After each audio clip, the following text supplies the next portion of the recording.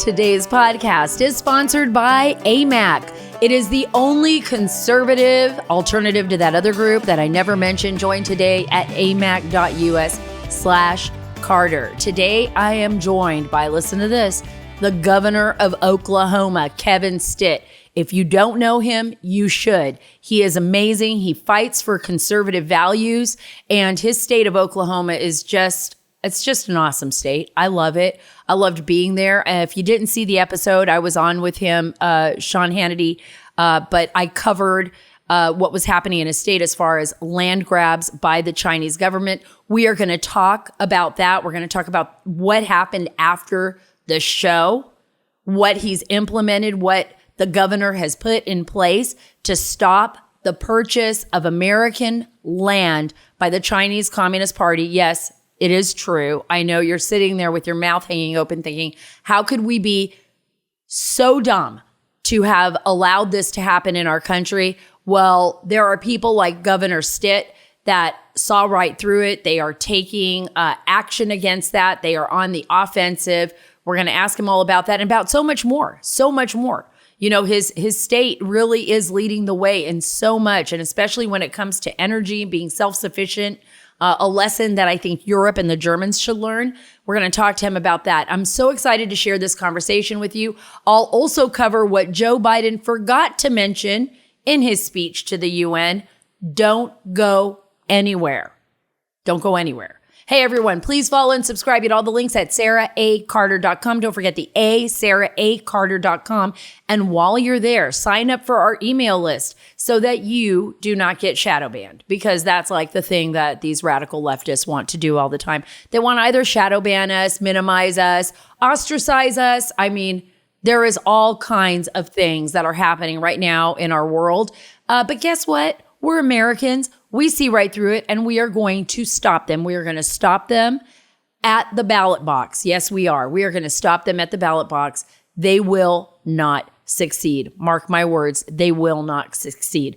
Folks, you all know Mike Lindell. I love Mike Lindell. My Pillow is a sponsor of this show, and I am so grateful for that. Why?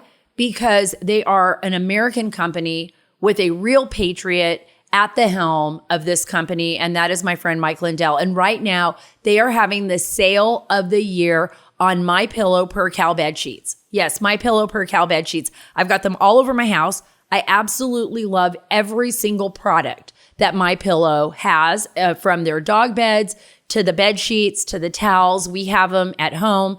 I have bought those as gifts for my children in college. They have the same My Pillow sheets, My Pillow pillows, everything. And right now, you can get the queen size regular sheets, which were originally $89.98. Right now, guess what? $39.98. You can't beat that. $39.98 full sheet sets. But you can only do that with the promo code Carter. You can only do that, remember, again, with the promo code Carter. So you want to go to mypillow.com/Carter, or you want to call 1-800-685-7221 for deep discounts on the My Pillow Per Cal bed sheets. Queen size regular, $89.98, on sale now for, guess what? $39.98. While there, take advantage of the buy one, get one free sale on the My Pillows, the towels, and so much more. Visit mypillow.com/Carter or call 1-800-685-7221. Call today for the sale of the year on My Pillow Per Cal bed sheets. mypillow.com/Carter or call 1-800-685-7221. So I just returned from Eagle Pass. I guess I returned from a lot of different places. I was in Martha's Vineyard, obviously went there to meet with folks on that beautiful little island about what was happening, particularly with the plane of migrants, 50, that were sent there, Venezuelan migrants that traveled illegally into the United States and then were given, obviously, a temporary protective status here by President Biden. And a lot of people on Martha's Vineyard were not happy about that at all. They were not. They weren't happy because they said they didn't have the resources. They weren't expecting them. This is 50 people, folks, 50 people from Venezuela. I was just in Eagle Pass. Eagle Pass County is poverty-stricken. for the most part. They have thousands of people that have poured in. In that little county alone, this year, 131 people have lost their life trying to cross the border, either getting swept up and pulled by the current in the Rio Grande River, just being pulled underneath it and drowning. And by the way, that includes children as well. I stood in a cemetery of paupers' graves. I mean, it was so bad that even the soil wasn't heavy enough on top of the bags where the bodies were buried under the ground. There were over 50. Now, a few of those were from folks that had crossed that maybe couldn't be identified. And that was probably last year, maybe 2019. I think I saw one that was actually eventually identified, but there was a name hanging there. But for the majority of those graves, they're new, they're fresh, and they are at the end of the cemetery, the tail end, and they have PVC piping shaped into a T, not even a cross, to mark the graves. And from those PVC pipes hangs like an identification tag, a piece of paper on a string, on a lanyard that says John Doe, Jane Doe, with a number and the date of death. One of those is actually of a baby John Doe that could not be identified, whose parents either died or perished in the river when they tried to cross with him, and they don't know who they are. And this is the reality of the border. This is the reality of what is happening in our country. So Martha's Vineyard, for those people who shipped all of the 50 Venezuelans out off the island within 44 hours because they said they couldn't, quote unquote, give them what they needed and ship them off to a military base in Cape Cod, Fort Cape Cod. Shame on you, because you all know you're liars. Now, I met people on Martha's Vineyard who were amazing. They weren't even angry with Governor Ron DeSantis. They weren't angry with him at all. In fact, they praised him. They were angry at the hypocrites on their island that said they support President Biden and his policies one day, but then when reality strikes and the plane lands with all the Venezuelans, that's when they don't. That's when, this is the hypocrites. They want us to take care of it here in Texas, in Arizona, in Florida, as long as it's not affecting their posh lifestyle on Martha's Vineyard. That's the reality. They think that by handing out a cot at the church and maybe a sandwich, and a couple of pairs of shoes, that all is good. No, all is not good. Because you're a sanctuary city. You had signs all over the place. All over the place. Bring us your poor, your hungry, your immigrants. Okay, so they flew in. There were people on that island that own businesses that literally do not have workers, that have to shut down their businesses early, their restaurants, some of their shops. I know this because I spoke to them.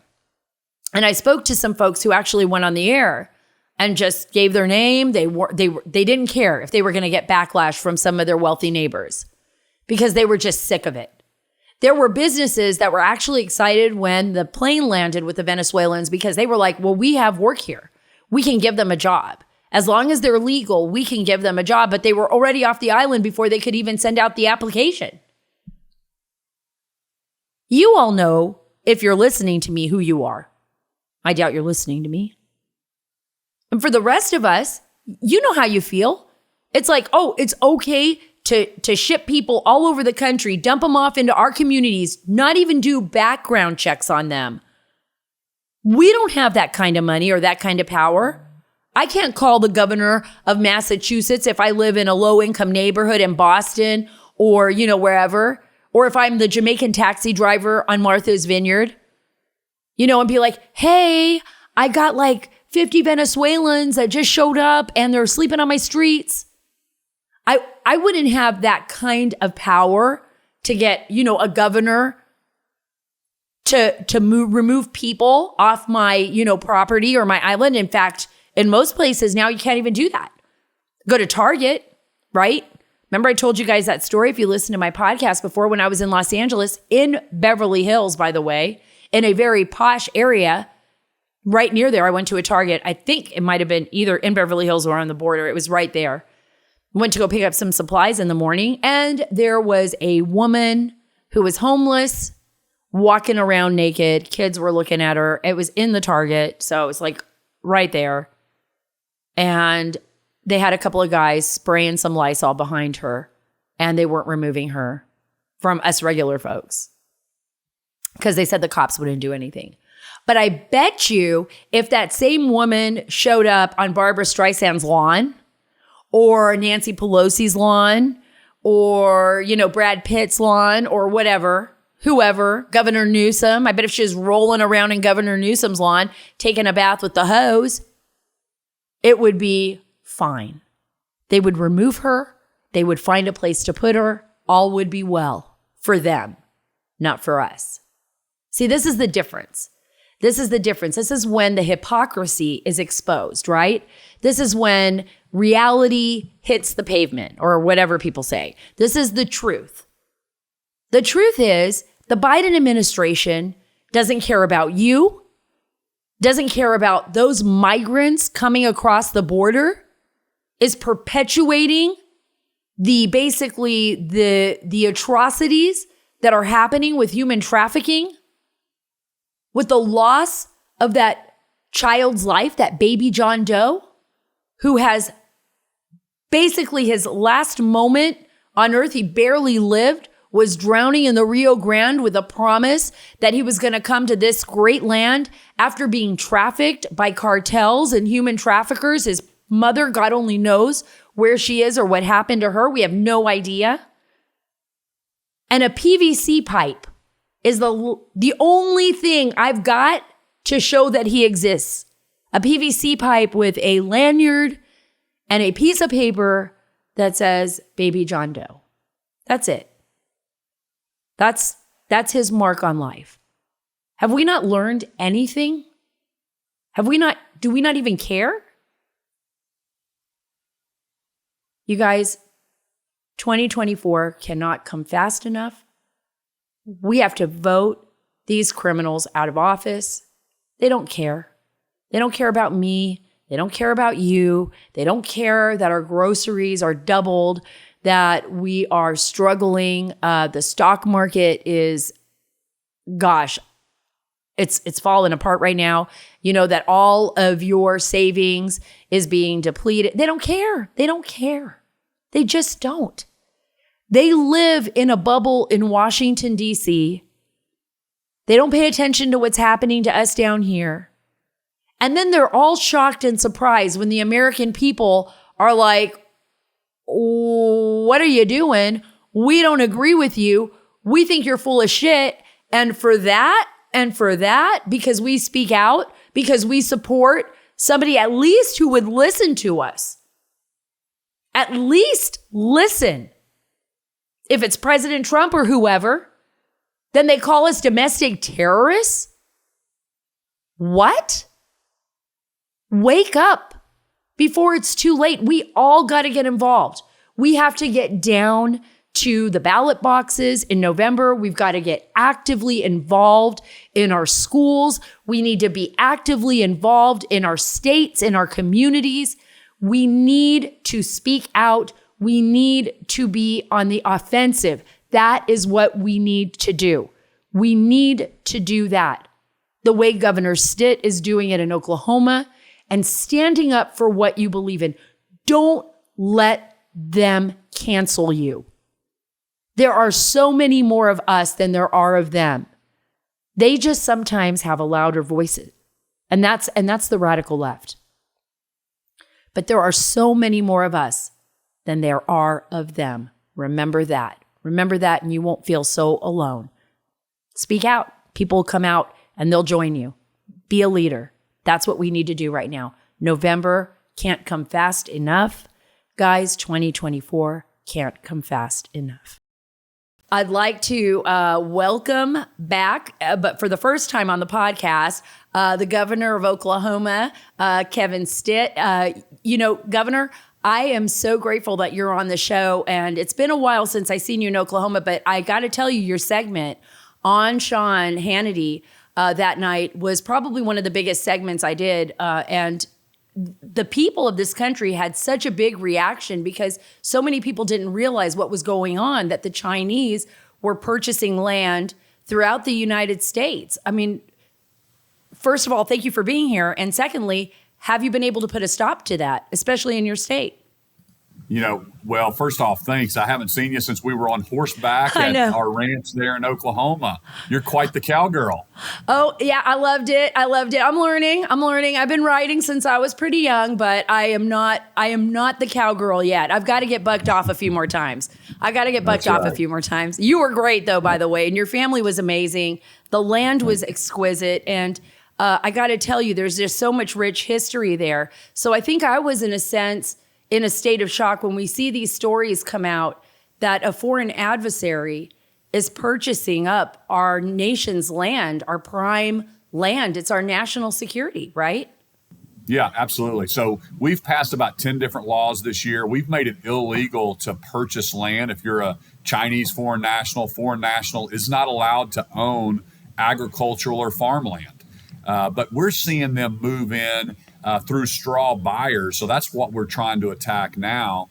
And really, we think it's kind of for profit. It's the medical marijuana industry that we passed, several years back. And so they're coming in and putting grow houses together, illegally selling marijuana, not through the state's dispensary network for medicine, but they're actually doing it illegally for recreational all over. So we put a stop to that. I stopped all new licenses to be approved. We put a moratorium on those for 2 years. We've done some huge drug busts. So we're trying to get control of it. But yeah, it's a national issue of them coming in and buying land. So I think every governor needs to be aware of what's happening.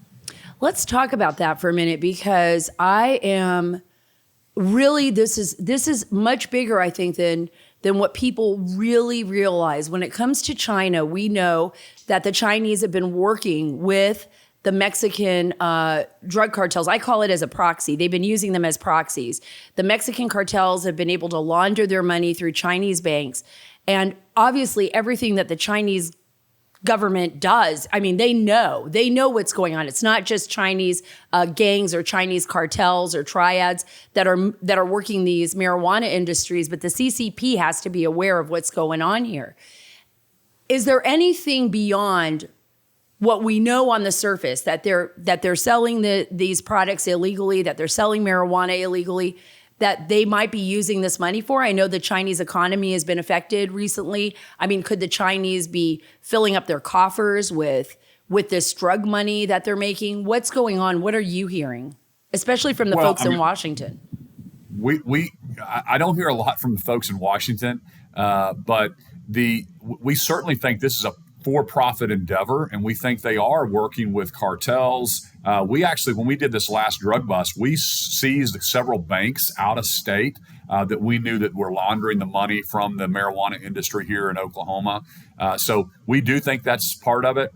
And the fact of the matter is, China doesn't have the resources to even feed their own population. So they're looking to have agricultural land, different things, farming land all over, which we need to be very, very cautious of. And there's even a movement to look at how they're buying land around our military bases. What is that for? That seems to be a national security issue as well. So all those things are super complicated. And when you get involved with the Mexican cartel, and then you think about the fentanyl coming in, then it brings back into question the border crisis that we're facing in our country. That's killing people all over our country. The drug bust, the fentanyl, we know that's coming through the southern border, which is all kind of intertwined with this, with these drug cartels, and the Chinese are right there with them.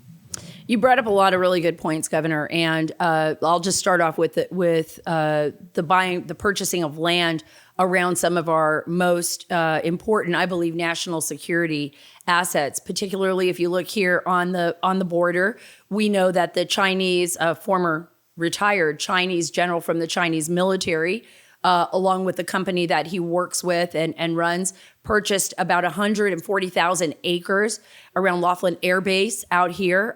We also know that the Chinese have purchased land in North Dakota around our other base out there. I did a story on Sean Hannity where I showed the cellular towers in Montana that Huawei 5G systems had placed their technology into, which were directly overhead and along our 150 ICBM nuclear silos that are up there. It is incredible that this even passed CFIUS review and that the Chinese were able to do this. I think you're taking the lead on this, along with several others in Washington, D.C. But it's got to be very concerning because it almost feels as if the Chinese government is prepping the battlefield. That's when I talk to people who are in intelligence experts, when I talk to people who are, military experts, that's what they tell me. They go, I just have no other explanation for that.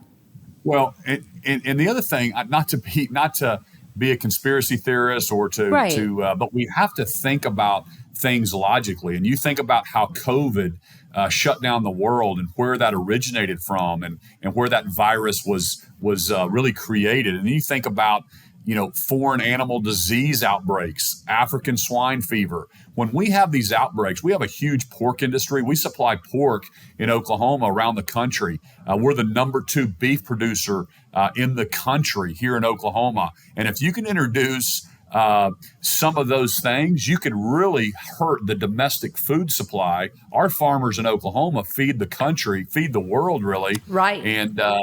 And so we know that they steal intellectual property, and to allow them to get in this industry right here underneath our nose, steal the intellectual property, but also potentially unleash those animal diseases are transferable, and you literally have to wipe out a whole population to get rid of some of those viruses, some of those diseases when they get into a pig population at some of those grow houses. Yeah, I agree with you. And I mean, this is what we've been learning, right? I think people were scared in the beginning to talk about this, but we live in the future. We live in that time that we were afraid of, right? Where we see Wuhan laboratories and other laboratories around the world, level 5, bio level 5, bio level 4, looking at these various deadly viruses and studying gain of function, which means that they're trying to gain the function of the virus. That means, can the virus mutate, jump from an animal into a human, and that infection spreads faster and it's more virulent and sometimes more deadly, like we saw with COVID. I think there's a real serious concern there because even if, for example, just like you said, even if the Chinese, and this is not conspiracy at all, let's say it was just an accident that it leaked out of Wuhan. Let's just say that. Look at what it did to the world. Imagine if there was an accident of that measure here in the United States. I mean, our security is pretty lax at the border. I wouldn't surprise me one bit if that was a potential of something that we need to be worried about. Our livestock being threatened or our food chain being threatened. Yeah.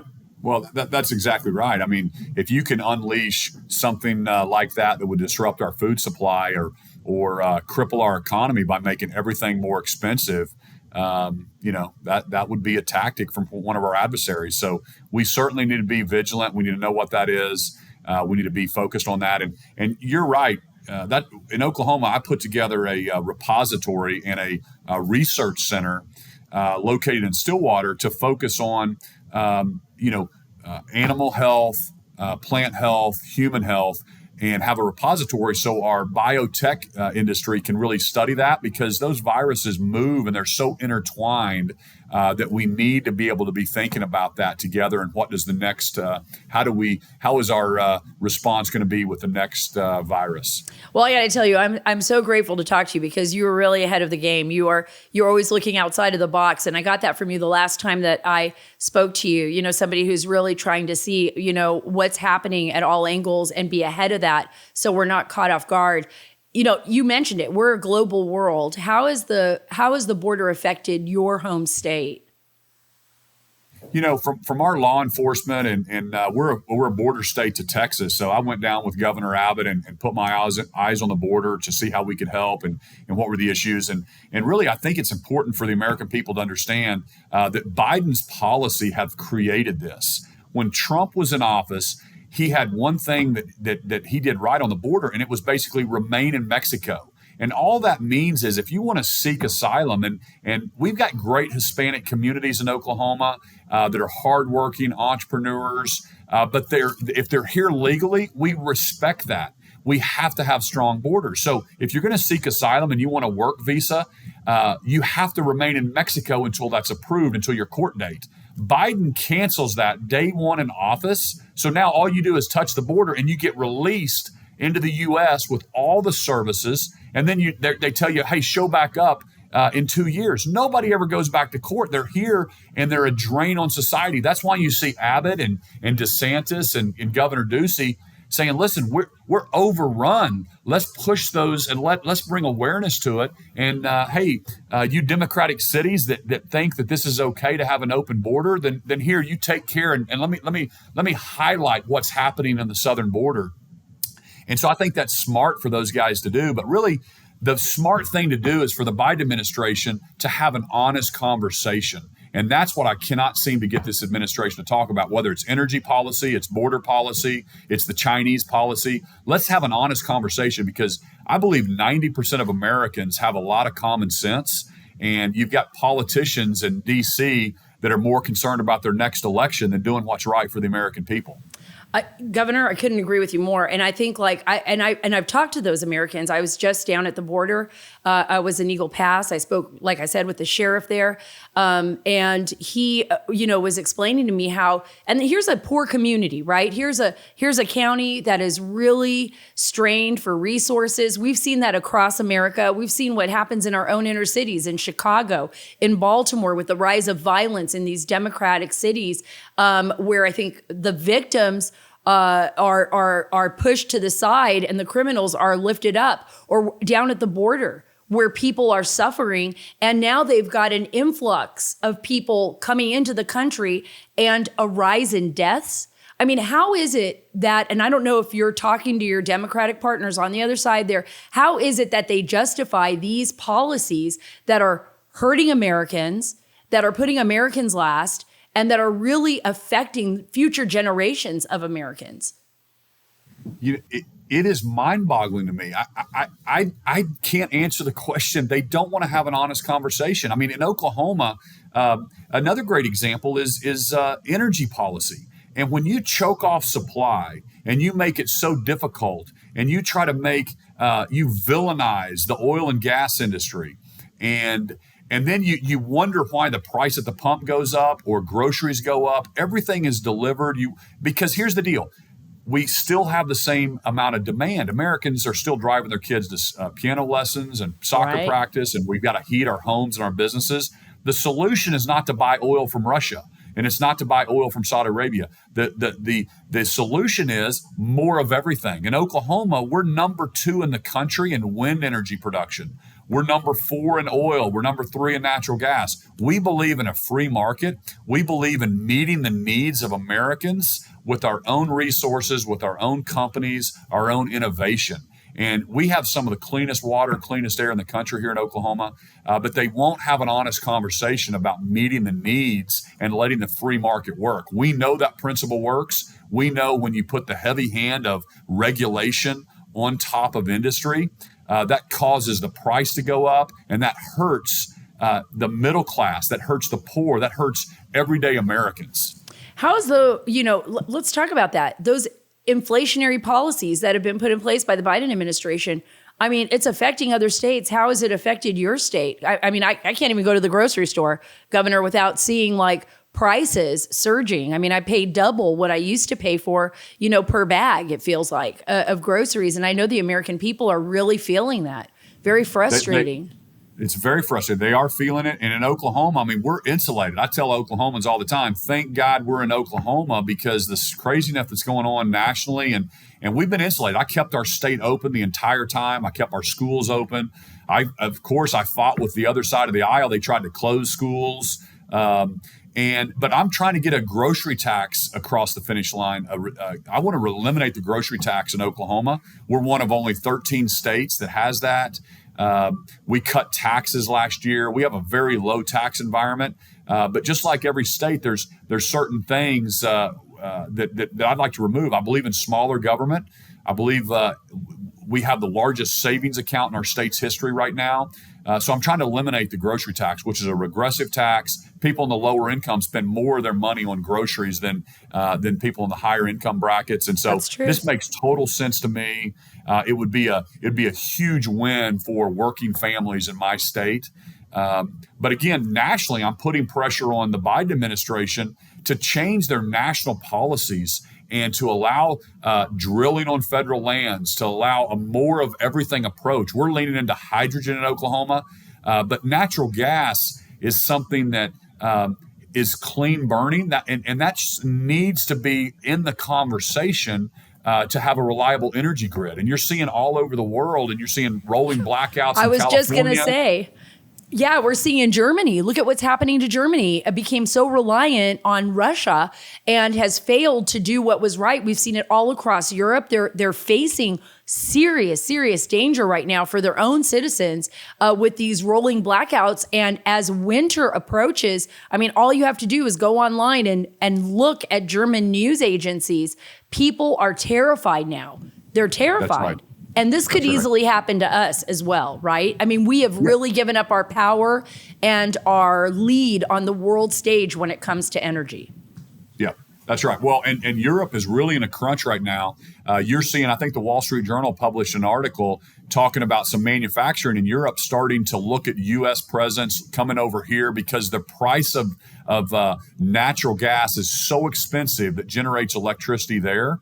That they're looking to come to states like Oklahoma. So I think the states that have a all of the above approach are going to be really in the driver's seat in a go forward basis to have a reliable energy grid. We're a net exporter of our clean energy to other states. But here's what I'm doing specifically in Oklahoma. I signed a bill this year that bans the state from doing business with companies that are anti-fossil fuels. So those ESG policies make no sense. When did we stop talking about a return for your investors and a return for your shareholders? And by the way, this is pension funds. Amazing. These are retired school teachers and police and fire that all of a sudden now they have their money invested in something that the goal is not to grow that investment. The goal is somehow to line up with some political ideology, which makes no sense. We've lost our minds. Well, we literally have, and you saw that in California, and you see that under Governor Newsom. I mean, it was an obvious. I mean, it was actually ridiculous. I think it exposed how ridiculous it was when they were asking everybody to get, Teslas, get yourself, get away from gas-powered vehicles, and then you realize, well, their power grid is falling apart. You wouldn't even be able to charge your vehicle in California. Yeah. I mean, and it makes no sense because they need coal anyways for those vehicles. It's not like it works against all logic to do this, but we're seeing it push in that direction. Sarah, it is so funny. I was joking with a couple of my friends today. They were sending me some articles about these crazies that want to totally ban fossil fuels. That's what a lot of the clothes are made of. Every product that we use are made out of petroleum products. And I'm like, well, what is the left going to do when everybody has to kill animals and walk around with leather everything? Is that what they really want? No, anyway, they don't want that either. They don't want that either. This is what's so crazy. They make no sense at all. And my fear is that the ideology is going to be more powerful, Governor, In some cases we've seen then the common sense, right? Then the common sense. And they try to drive these crazy ideas into, when we see with states like California and other states where they try to push these kind of crazy ideas, and it's going to affect the entire country because you can't watch what's happening in California. And everybody says what happens in California, that starts to trickle across the nation, right? So you got to be fighting that too. I think so, but I really think the pendulum has swung too far. I think most people line up with our values, traditional family values. Okay? I do too. And so people are wanting the air cover. They want you and they want me. They want to see their leaders talking some common sense so they don't feel like, well, is it okay for me to say that? Am I going to be hurting someone's feeling? No, this is common sense. This is have an honest conversation about what are the facts here. What does the future of our country look like? And so, of course, it makes no sense. And the governor of California, for him to push everybody to electric vehicles and then say, oh, by the way, don't charge any vehicles right now because our grid can't handle it. This guy is setting up billboards in my state, talking a bunch of nonsense, and I'll just keep taking jobs from his state. So he can throw billboards up in my state all he wants. And this is great. Tell everyone what the billboards say. I mean, what are they? I literally, it's hilarious because I cannot believe that Governor Newsom is going to try to play this game, but I think it's pretty interesting. He's talking about freedom and different stuff. There's not a freer state in the country, the one that respects personal responsibility and freedoms more than we do. He was fining people in his state for walking their dog in their neighborhood with their wife without having a mask on. So I was one of the only governors that refused to do a mask mandate statewide. We kept ourselves open, free, and safe. So we'll put our policies up, the make sense, common sense policies, traditional family values against the craziness going on any day of the week in California. Have you put up any billboards in California? Just curious. The only ones is just to recruit jobs and say, come to the land of the free. I like that. I like that. I'm sure it's worked too because California has lost a lot of residents. And I don't know how Governor Newsom just doesn't wake up and say to himself, wow, we've really lost so many people for the first time. We're seeing the decline, especially during COVID, of residents in California coming to Texas, going to Oklahoma, moving across the states. One of the things I wanted to ask you, Governor, is, the going back to the border is the opioid crisis. And I'm certain, like all the other states, I've talked to so many folks, Senator Marsha Blackburn about this, others. How has that affected your state? Because fentanyl right now is a very huge issue, and especially for families, because we're seeing the loss of young people and extraordinary rates, right? Over 107,000 deaths in 2021 due to fentanyl and opioids. And all of those are coming from Mexico. They're in these counterfeit pills. How has that affected your state? Yeah, we attacked that a few years back, and we really tightened up the distribution of through our pharmacies, through the prescription that the doctors could write. So we really tightened that up, and we saw a huge movement. I think we were top 10 in fewest opioid deaths in Oklahoma. But now the fentanyl is coming in illegally, and it's another thing that we're concerned about. I talked to some of our big industries, that convenience store industry that actually has stores over in Phoenix, and they said they're literally in the middle of the night in their bathrooms. They're having ODs. They're having to lock their bathrooms at night, and so it's something that the media needs to report on, and it comes back to the border. And the reason the wall was so important is to create choke points so our law enforcement know where the drugs are coming through. Right? You can't have a completely open border. Because we've got to know where that fentanyl is coming in. It's been made in Mexico. It's coming up here, fake pills, and it's killing our young people. Absolutely, absolutely. And we know that Chinese precursor chemicals are part of that. And the Chinese government is very well aware of what it's doing when it sells those precursor chemicals and allows those sales to happen to Mexico and all of that. extra stuff that goes along with it, with laundering the money back there and everything else that you're fighting in your state. I do, before I let you go, I want to get to just two more things. One is the abortion issue. You've been leading the way on pro-life legislation before and even after the fall of Roe versus Wade. Thank God for that. Talk about why this is an important issue to you and to the people of your state. Yeah, sure. Well, first off, I have to remind everybody that the left is lying to you when they say the Supreme Court banned abortion. That's not true. They simply push that back to the states where it needs to be, because every state is going to do things differently. And I'll be the first to admit, Oklahoma, we don't believe in abortion. We don't want abortion in our state. We banned abortion at conception. That's what we believe. I'll tell you what, Colorado, they're more aligned with China and North Korea. They allow abortion all the way up to birth. And I would like to have an honest conversation with folks about, when do they think life begins? It certainly begins before, a minute before the birth, right? And so France, the country of France, they ban abortion at 14 weeks. Some states will do 6 weeks at a heartbeat. Some states will do, like France, 14 weeks. So, and again, now the states can determine what their people want, and it's back to the state legislature to do. Absolutely. And the other thing that I love that we just did is I just instituted the Help Task Force, because we want to be number one in the country in helping mothers in crisis pregnancy situations, making adoption easier. There's so many families that want to adopt that can't, for whatever reason, have children. And so we're making that really, really easy. I expanded the Medicaid benefits to allow more adoption and more care for, our young mothers.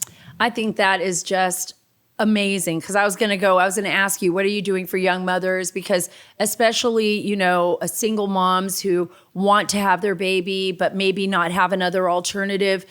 They would like to give up their child for adoption. I got to tell you, when I was at the border yesterday, one of the most gut-wrenching moments was standing there in the graveyard of these paupers' graves of Jane Does and John Does. Those are the people that have been dying coming across the border. We've never seen deaths like this. This past year, it's been incredible. Over 700 bodies found, but they think there's so many more lost in the mountains and along the rivers. And one of the grave sites, it was just some PVC pipe and a little tag hanging from this PVC pipe above the grave. It said, baby John Doe. And it was a little baby that they had found in the river that had drowned as its mother, is maybe trying to get across the river to come to America. And it's these policies, these horrible policies that have spread this lie to people across the globe that, you're going to travel with narco traffickers, with human traffickers. They're going to put your life in danger. And then we're allowing that to happen. We're like, the Biden administration is allowing this to happen. They're perpetuating this. Life is precious, even if it's, if it's a baby in the womb, or if it's a child coming across that border with its mother or its father or a stranger in its arms. I mean, we've got to fight for those lives, I think. Yeah. Well, and the Border Patrol officers, they've personally told me that until you change that policy, which won't cost the American people anything to remain in Mexico, that's going to continue to create this mass migration. So that's what you're seeing happening now from South America as people are coming up, because they know that all they have to do is touch the soil and they get released. And then they get free medical care, free places to stay. Heck, send me to Martha's Vineyard for a week at a nice hotel. That'd be a pretty nice vacation up there. It was may beautiful. Have to talk to DeSantis about it. It was definitely beautiful. And I talked to people in Martha's Vineyard that were pretty much disgusted with the hypocrisy, even on their own little island there. They were saying, like, we should have kept them here. And this just shows exactly what the left is doing. They say one thing but mean another, and they leave it here for the border states. Last but not least, most important is, here we're coming up, midterms, elections, November 2024. I always say can't come fast enough. How important is it for the American people to get involved and get out there and vote? Oh, man, COVID has really shown America why it's so important, even down to the local school board election. So we're seeing a movement in Oklahoma. I'm getting involved in endorsing people and helping them win and rally the troops to take our school districts back and Thank to God. make sure that we can teach kids, not indoctrinate them, put parents back in charge and not some union from Washington, D.C. So important. And our founders understood that this is we the people. I was never in public office, and I was in the business world until 4 years ago. I felt called and inspired to run for governor to make my state a better place. And that's what this is all about. So I encourage everybody to get involved, understand the issues. Don't think that it doesn't matter and your vote doesn't count. And you can really make a difference. You can make a difference in your state, in your city, your community, and then ultimately your country by getting involved and letting your voice be heard. So thanks for listening to this. And Sarah, thanks for carrying this message on of common sense and traditional American values and who we are as Americans, because this is the greatest country in the world. And we refuse to allow some vocal minority to change our God-fearing ways about our country. That's right. Or lie about them, which is what they are constantly doing. And these radical leftists have lied, and we are going to change that. And I think it's like you, we need to be on the offensive, not on the defensive. We need to get out there and get our message across to every single community out there that, getting out there and voting, getting these guys out of office, that is the way you win this fight. That's the way you win this battle and keep our nation founded on its original principles. Thank you so much, Governor Stitt. It was great having you on. I can't wait to get you back on Sean's show as well. I want to get back out to Oklahoma. So I hope that that's an open invitation earlier to go out there, because I'm definitely going to be heading your way. Hey, welcome anytime. Thank you. Thank you so much, Governor. So now we can see Governor Stitt, is very straightforward about what has affected his state, particularly when it comes to the Chinese Communist Party and land grabs and the possible threats that poses, and the very real national security implications that poses to the United States. And if you all heard my latest podcast, it was with Daniel Hoffman, a former CIA station chief, a good friend of mine, somebody who I go to for advice. He talks about China and the fact that our government fails over and over again to call out the Chinese Communist Party for their atrocities. So I want you to take a listen to this, because this clip from President Joe Biden's recent speech at the United Nations is the perfect example of that failure. It is the only direct mention of China. But listen to what you hear, and more importantly, what you don't hear. Listen to this. Let me be direct about the competition between the United States and China. As we manage shifting geopolitical trends, the United States will conduct itself as a reasonable leader. We do not seek conflict. We do not seek a Cold War. We do not ask any nation to choose between the United States or any other partner. But the United States will be unabashed in promoting our vision of a free, open, secure, and prosperous world, and what we have to offer communities of nations. Investments that are designed not to foster dependency, but to alleviate burdens and help nations become self-sufficient. Partnerships not to create political obligation, but because we know our own success. Each of our successes increased when other nations succeed as well. When individuals have the chance to live in dignity and develop their talents, everyone benefits. Critical to that is living up to the highest goals of this institution, increasing peace and security for everyone, everywhere. The United States will not waver in our unrelenting determination to counter and thwart the continuing terrorist threats to our world. And we will lead with our diplomacy to strive for peaceful resolution of conflicts. We seek to uphold peace and stability across the Taiwan Straits. We remain committed to our one China policy, which has helped prevent conflict for 4 decades. And we continue to oppose unilateral changes in the status quo by either side. It's unbelievable. It's unbelievable.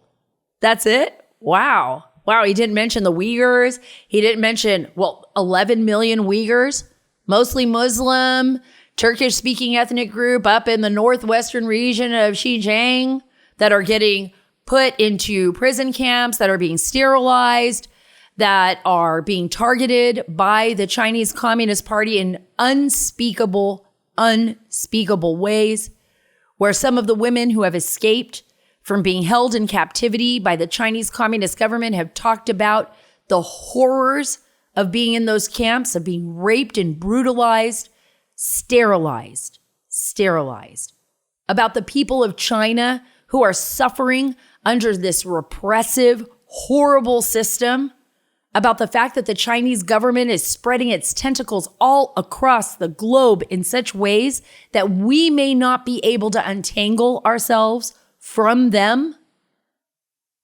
that they are threatening our nation not only by stealing intellectual property, but literally stealing our land, grabbing our land, placing strategic land grabs near our U.S. military bases, putting their technology, with the help of the Democrats, by the way, with the help of the Democrats who, and even people in the Republican Party who don't stand up to China.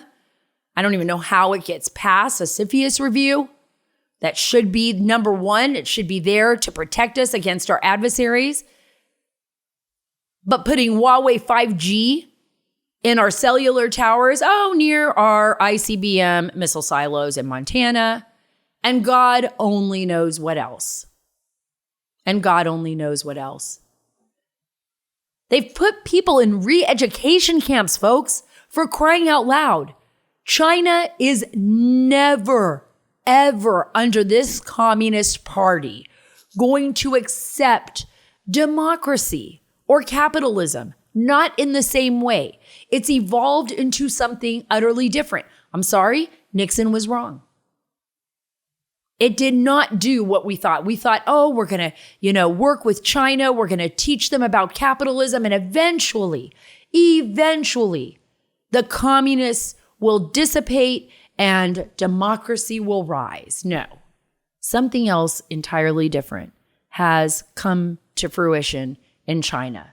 It is a new form of Marxism. It is a new form of control, of dictatorship. It uses capitalism. It uses it to benefit its most important and influential party members, but not the people. And the power and the strength of the Chinese communists is spreading across the South China Sea. They are going to take Taiwan, in my opinion, because unless the Taiwanese can stand up and hold them off, the way the Ukrainians are doing in some parts of Ukraine right now, I don't see that happening. I don't know. I want to believe it. I want to support my Taiwanese allies and my friends who believe in democracy and freedom. But look who we've got in office. We've got President Biden, Hunter Biden. They're even in the pocket of the Chinese. They are in the pocket of the Chinese government.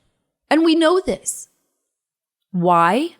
Because when you accept $31 million that we know of, and Peter Schweitzer was on this podcast, he explained it and explained how the documents show that, from the Chinese Communist Party, members connected to the Chinese Communist Party alone, when you pocket that much money, when you've traveled to Beijing on trips with your son on the plane when you were the vice president, Joe Biden, and when you hook them up with communist leaders,